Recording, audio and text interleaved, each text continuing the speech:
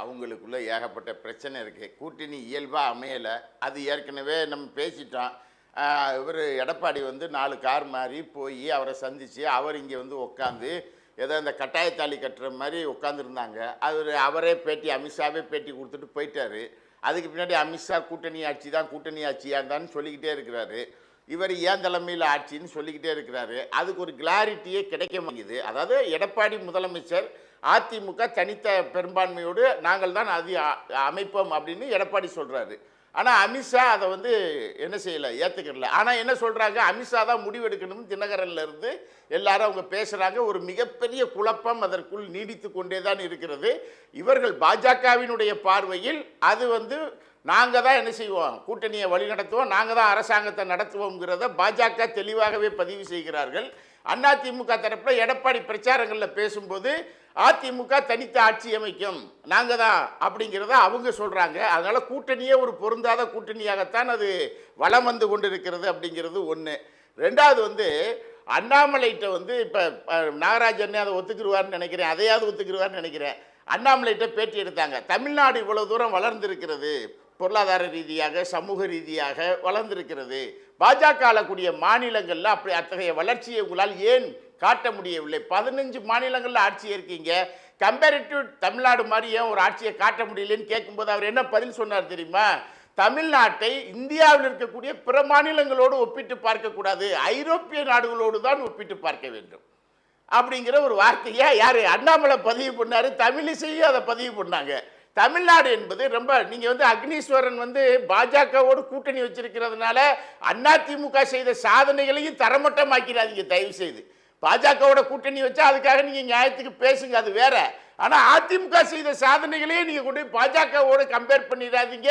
அது எம்ஜிஆருக்கும் ஜெயலலிதா அம்மாவுக்கும் செய்கிற மகத்தான ஒரு மோசமான செயல் அது அப்படிங்கிறத அன்னை அக்னீஸ்வரன் புரிஞ்சுக்கிறோம். ஏன்னா தமிழ்நாட்டினுடைய வளர்ச்சியில் கொஞ்சம் இருங்க, கொஞ்சம் இருங்க, கொஞ்சம் இருங்க.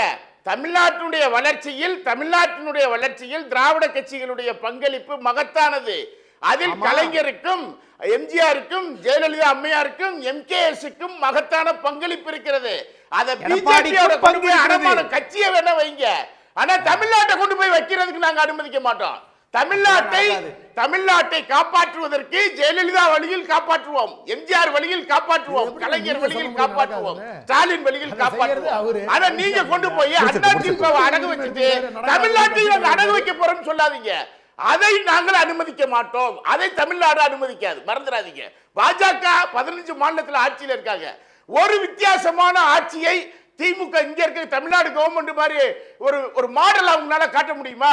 குஜராத்தை காட்ட முடியுமா? ஊபியை காட்ட முடியுமா? ராஜஸ்தானை காட்ட முடியுமா? மத்திய பிரதேசத்தை காட்ட முடியுமா? மணிப்பூரை காட்ட முடியுமா? கோவாவை காட்ட முடியுமா? உத்தரகாண்டை காட்ட முடியுமா? எந்த மாநிலத்தை காட்டுவாங்க?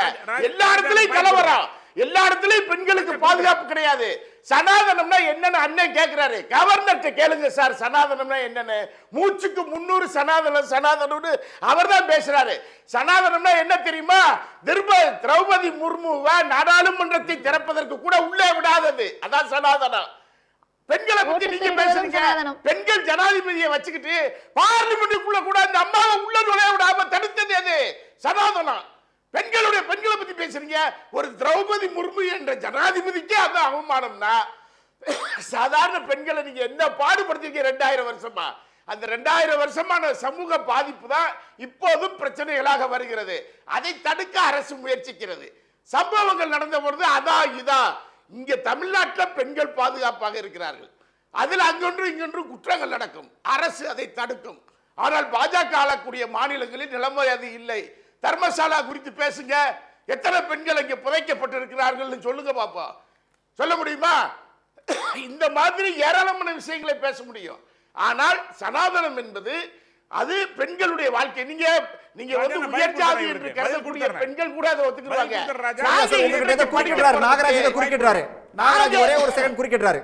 உடனுக்குடன் செய்திகளை தெரிந்து கொள்ள சன் நியூஸ் பெல் ஐகானை கிளிக் பண்ணுங்க.